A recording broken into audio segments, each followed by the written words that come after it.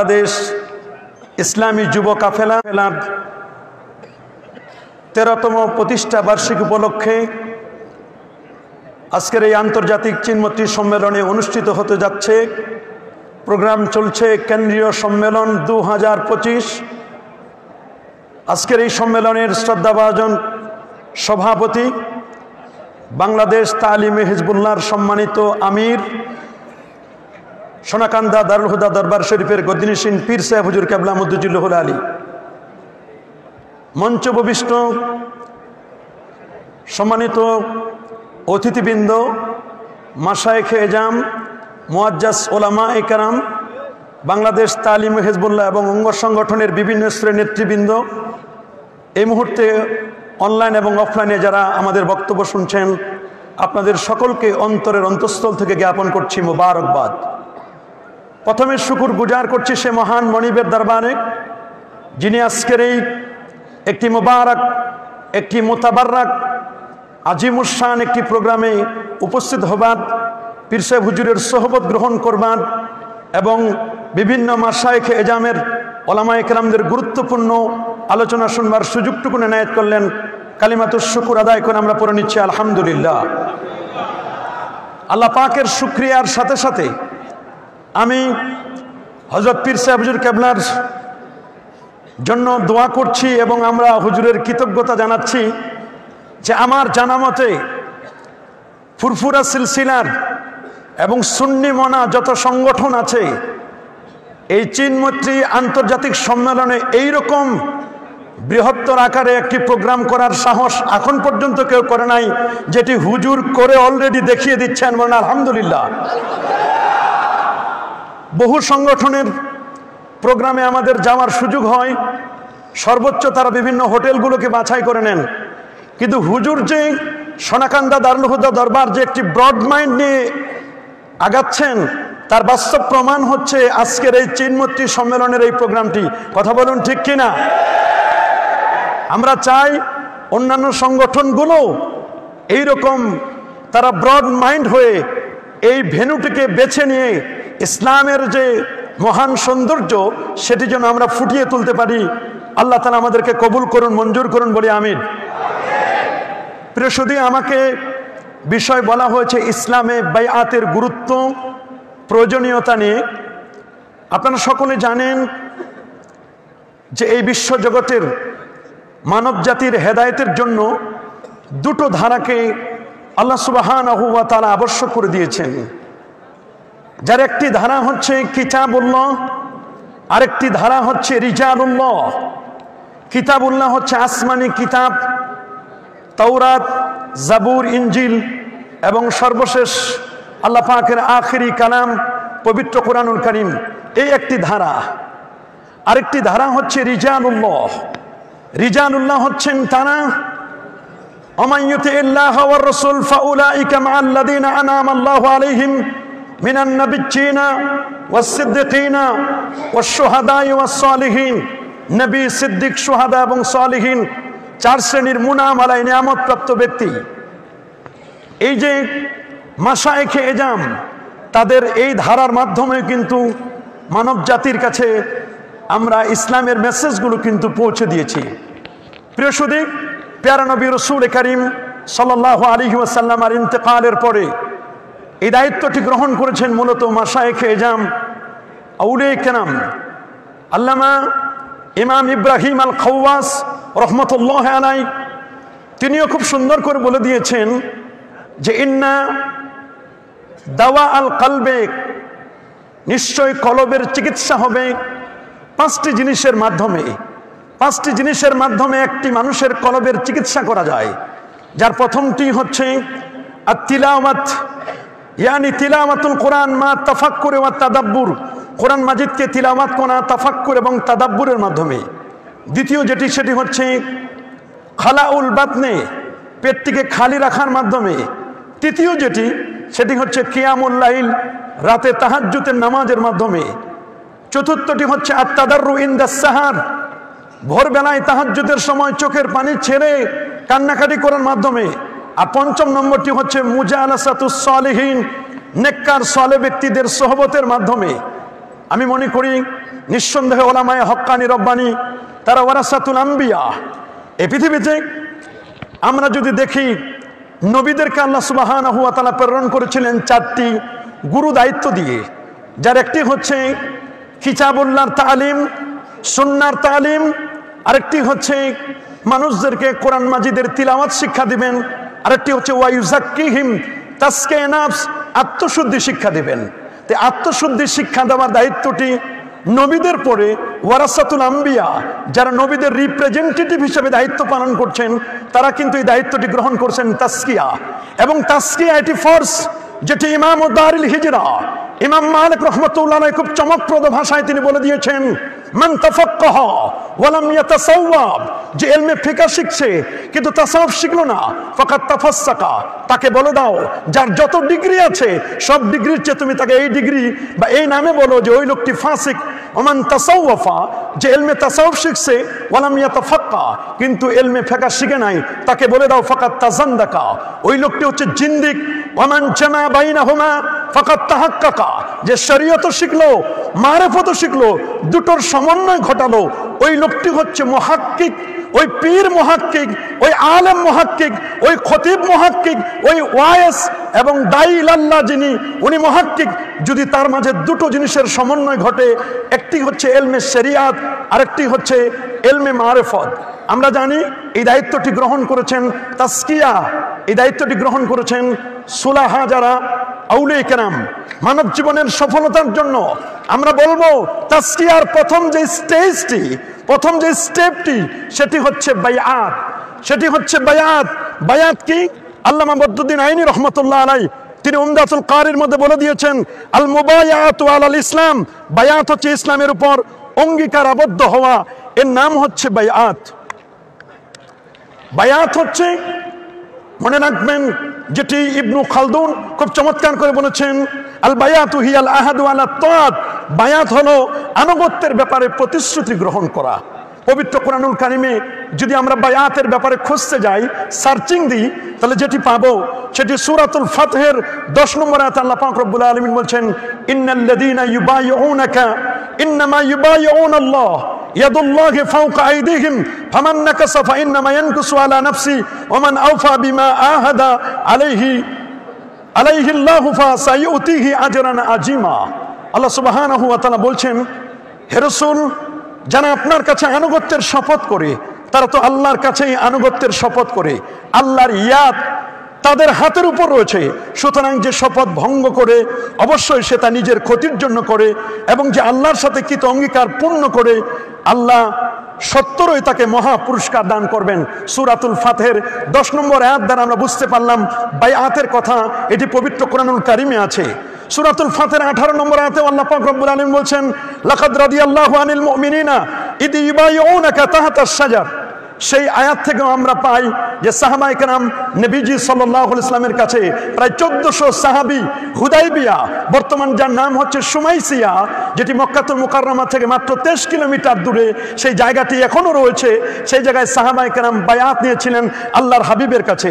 এবং পবিত্র কোরআনুল কারীমের আরেকটি জায়গায় সূরাতুল মুমতাহিনার মধ্যেও রয়েছে, ইয়া আইয়ুহান নাবিয়্যু ইযা জাআকাল মুমিনাতু ইউবাইউনাকা আলা আল্লা ইউশরিকনা বিল্লাহি শাইআ, সেখানেও বায়াতের কথা রয়েছে।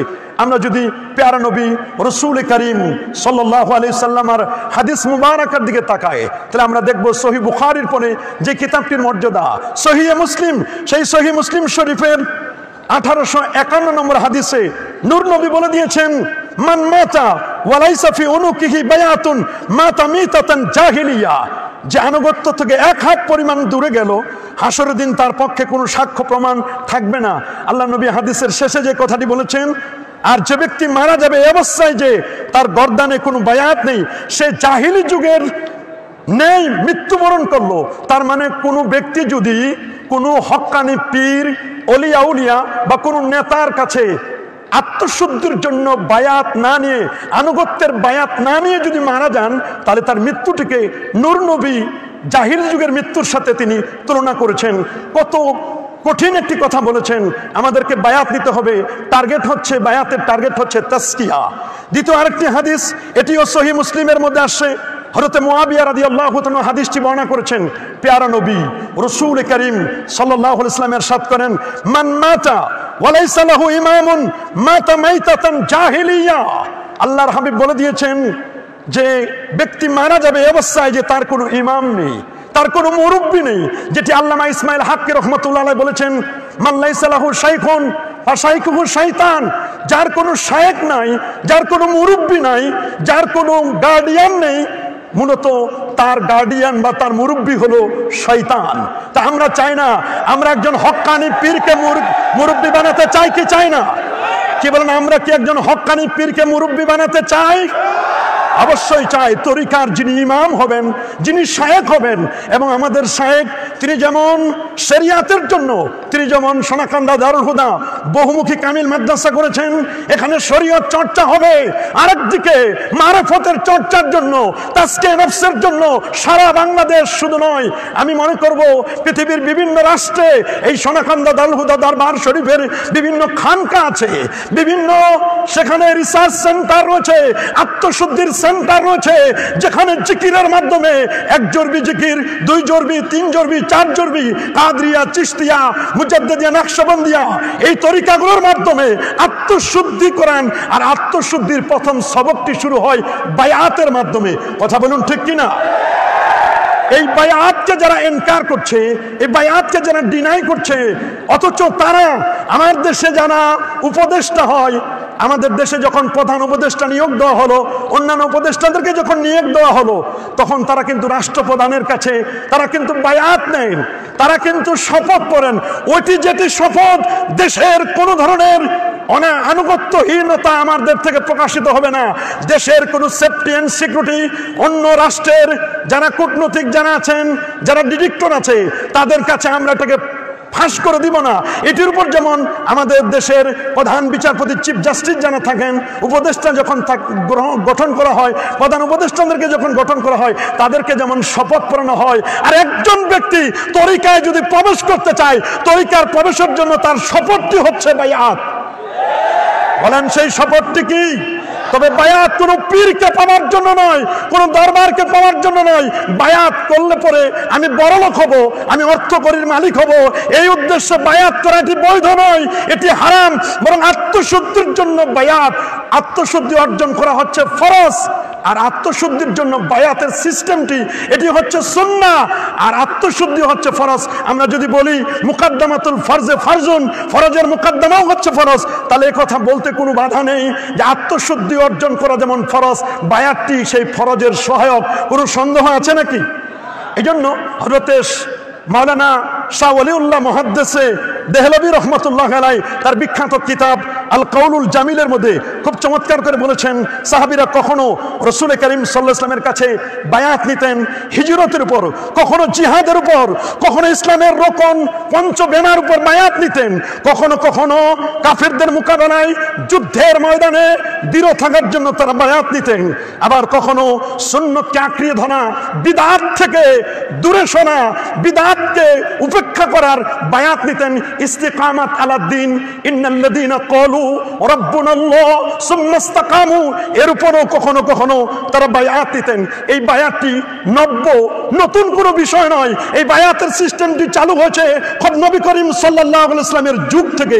পরবর্তীতে সাহাবায়ে কেরাম, তাবিঈনে জাম, তাবুত তাবিঈন, মাশায়েখে জাম, তারাও কিন্তু বায়াতের কথা তারাও বলে দিয়েছেন। আমরা যদি তরিকতে বায়াত নিয়ে একেবারে শেষ বক্তব্যে বলে যাই, তাহলে হযরত আহমদ ইবনে আলী রিফাই তার বিখ্যাত কিতাব আল বুরহানুল মুআইয়াদ কিতাবের মধ্যে তিনি আউলিয়া কেরামের বায়াতের বিষয়টি হাদিস দ্বারা তিনি প্রমাণ করেছেন। এক্ষেত্রে তিনি দুটো হাদিসকে কোট করেছেন। একটি হাদিস রয়েছে যে আপনি ইন্ডিভিজুয়াল একা একা বায়াত নিতে পারবেন। হযরত আলী রাদিয়াল্লাহু তাআলা বলেন, আমার রাসূলকে বললেন, ইয়া রাসূলুল্লাহ দুল্লানি আলা আকরাবিত তুরুক ইলাল্লাহি তাআলা ওয়া আসহিলহা আলা ইবাদিহি ওয়া আফদালিহা। ইয়া রাসূলুল্লাহ, আমি জান্নাতি হতে চাই, আমি আল্লাহ পাকের মুকাররাব হতে চাই, আপনি কি আমাকে একটু বায়াত করাবেন? আমাকে কি এমন কোন আমলের সন্ধান আপনি দিবেন? আমার রাসূল হযরত আলী, যার সম্পর্কে বলা হয়েছে আনা মাদিনাতুল ইলমে ওয়া আলিজুন বাবুহা, যিনি হচ্ছেন তাসাউফ মারিফাতের রাজধানীর একটি তার লেগেছে আলী রাদিয়াল্লাহু তাআলা, যে তার দুটো নেগেটিভ পজিটিভ তার পেয়েছেন খোদ নবী করিম সাল্লাল্লাহু আলাইহি ওয়াসাল্লামের কাছ থেকে। তিনি বলেছেন, আমার রাসূল আলীকে বলেছেন, ইয়া আলী আলাইকা বিমুদাওয়ামাতি যিকরিল্লাহ, ইয়া আলী, ইয়া আলী আলাইকা বিমুদাওয়ামাতি যিকরিল্লাহ, আলী তুমি সব সময় আল্লাহর জিকির করো। এই জন্য তো সোনাকান্দার হুজুর, ফুরফুরার হুজুর, সারসিনার পীর মাশায়েখগণ এবং অন্যান্য মাশায়েখে জাম তারা কিন্তু জিকিরের সবক দেন।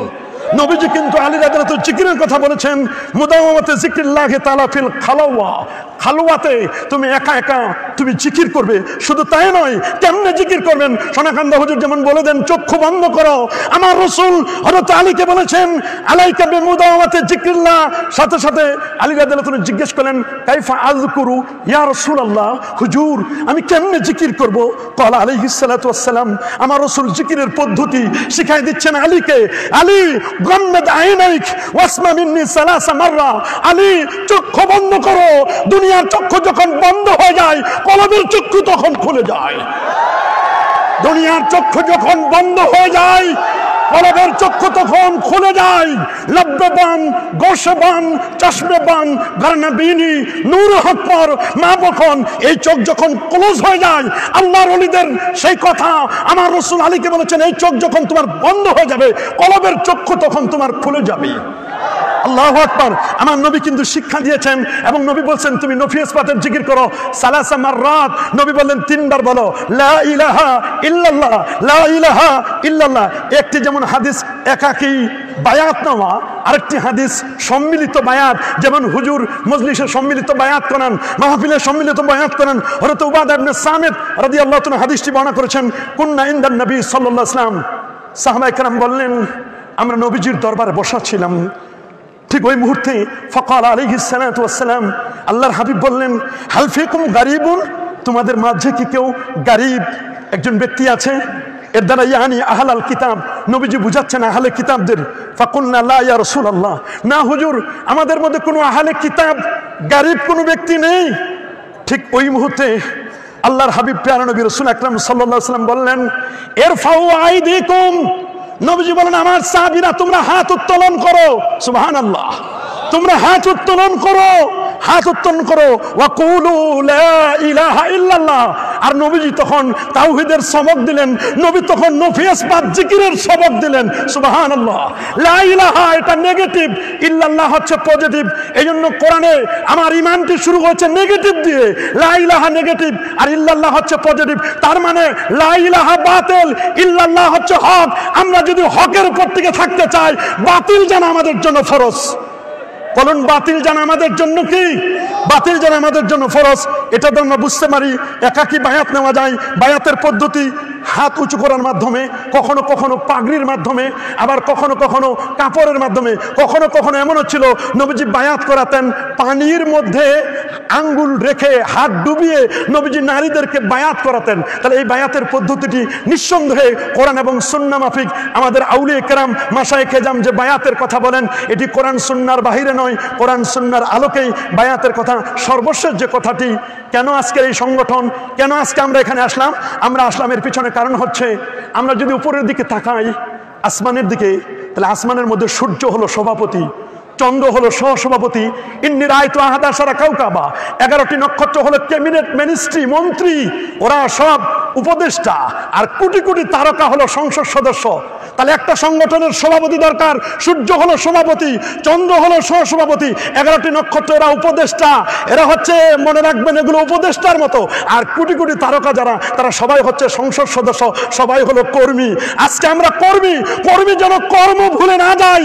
বর্তমান ফিতনার যুগে ইসলামী যুব কাফেলা, ছাত্র কাফেলা যদি তারা আগিয়ে যায়, তারা যদি বাতিলদেরকে প্রতিহত করার জন্য তারা যদি সোচ্চার হয়, আমার মনে হয় সোনাকান্দা হুজুরের মরহুমে আউয়াল, মরহুমে সানি এবং বর্তমান হুজুরের হৃদয়টা প্রশান্তি লাভ করবে। আমরা কি হুজুরের কথা মোতাবেক সামনে এগিয়ে চলতে রাজি আছি ইনশাআল্লাহ? এবং আমরা কোনো ভণ্ড নই।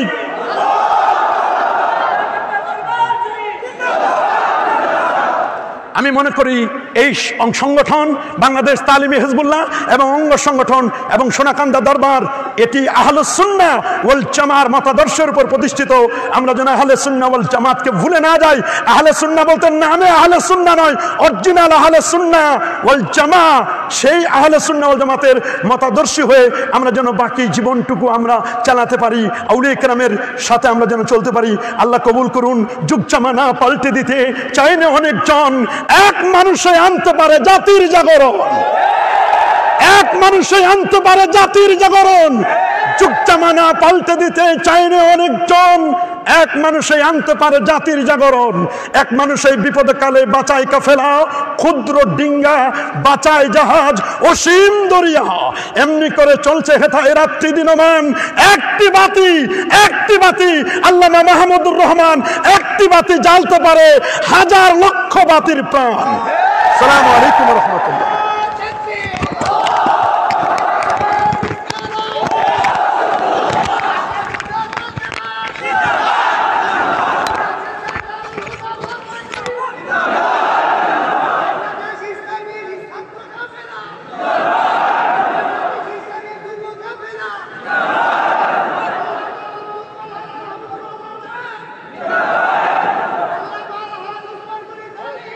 ধন্যবাদ। ঐতিহ্যবাহী দারুল আদিল সিদ্দিকিয়া কামিল মাদ্রাসার প্রধানমন্ত্রী আল্লামা ডক্টর ওসমান ইসলামী হুজুরকে অনবদ্য ভাষায় আলোচনা করা হয়েছে। আজকে সম্মানিত আন্তরিক ধন্যবাদ করছি। সম্মানিত উপস্থিতি, আজকে আমাদের এই সম্মেলনে উপস্থিত হয়ে আমাদের ধন্য করেছে বাংলাদেশ আঞ্জুমানে আহলে ইসলামের যুগ্ম মহাসচিব ঐতিহ্যবাহী আল্লামা মাওলানা শাহান চৌধুরী শাহান আদি অধ্যাপক, ঢাকা বিশ্ববিদ্যালয়। ওনাকে আমাদের সম্মানের পক্ষ থেকে আন্তরিক ওয়েলকাম। আমাদের মধ্যে উপস্থিত হয়েছে বাংলাদেশের তরুণ ইসলামিক স্কলার, অনন্য শিক্ষক আল্লামা মুস্তাফা রাহি চট্টগ্রাম হাফিজাহুল্লাহ। আমাদের সম্মানের পক্ষ থেকে ওনাকে আন্তরিক ওয়েলকাম। সময় 1900 সালে গাজী পরিবারের ঐতিহ্যবাহী সোনাকান্দা একটি নিভৃত পল্লীতে আগমন করেন পীর আব্দুর রহমান রহমাতুল্লাহ আলাইহি। শৈশব থেকেই অনন্য বৈশিষ্ট্য অধিকারী ছিলেন। অদম্য সাহসিকতা, ক্ষুধাবিরতা, দুনিয়াবি বিমুখতা চিন্তা, অনন্য চরিত্র, তৎকালীন বাংলা ভাষার কুতুব পীর আব্দুর রহমান রহমাতুল্লাহ আলাইহি এর মাধ্যমে অন্তরে ইসলামের কথা এবং কথার ইসলাম অনবদ্য অবদান। আমরা তার এই অবদানকে আমরা কখনো ভুলতে পারি না। আল্লাহ রাব্বুল আলামিন পীর আব্দুর রহমান রহমাতুল্লাহ আলাইহির সকল কর্মকাণ্ড এবং তার প্রতিষ্ঠান এই দরবারকে কিয়ামত পর্যন্ত দিনের উপরে অভিযোগ রাখুন। আমরা সকলে বলি আল্লাহুম্মা আমিন। সম্মানিত সুধী, এই পর্যায়ে আমরা একটি সংগীত ঐতিহ্যবাহী সোনাকান্দা দারুল দরবার শরীফে প্রতিষ্ঠিত চিত্তরাই খান গজল পরিবেশন সঙ্গীত নিয়ে আসছেন চিত্তরাই খান গজল পরিবেশন সোনাকান্দা দারুল দরবার শরীফ।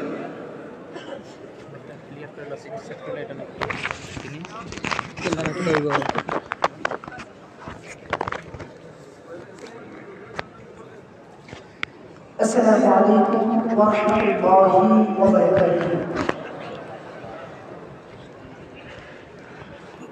হয়তো মোরা পথ বলে কোন বিপথে হতাম, শুকরিয়া শুকরিয়ায় সিলসিলা পেলাম, শুকরিয়া শুকরিয়ায় মুর্শিদ পেলাম। হয়তো মোরা পথ বলে কোন বিপথে হতাম, হয়তো মোরা পথ ভুলে কোন বিপথে হতাম, শুকরিয়া শুকরিয়া হে সিলসিলা পেলাম, শুকরিয়া শুকরিয়া হে মুর্শিদ পেলাম। সোনাকান্দা দারুল হুদা দরবার শরীফ শোন, ফুরফুরারি শাখাতা মদিনাতে কান্দা দারুল হুদা দরবার শরীফ শুন ফুরফুরারে শাখাতা মদিনাতে মূল এই শিকল ধরে পাক মদিনার রাহিতে হলাম শিকল ধরে পাক মদিনার রাহে যে হলাম শুকরিয়া শুকরিয়ায় সিলসিলা পেলাম শুকরিয়া শুকরিয়ায় মুর্শিদ পেলাম হয়তো মোরা পথ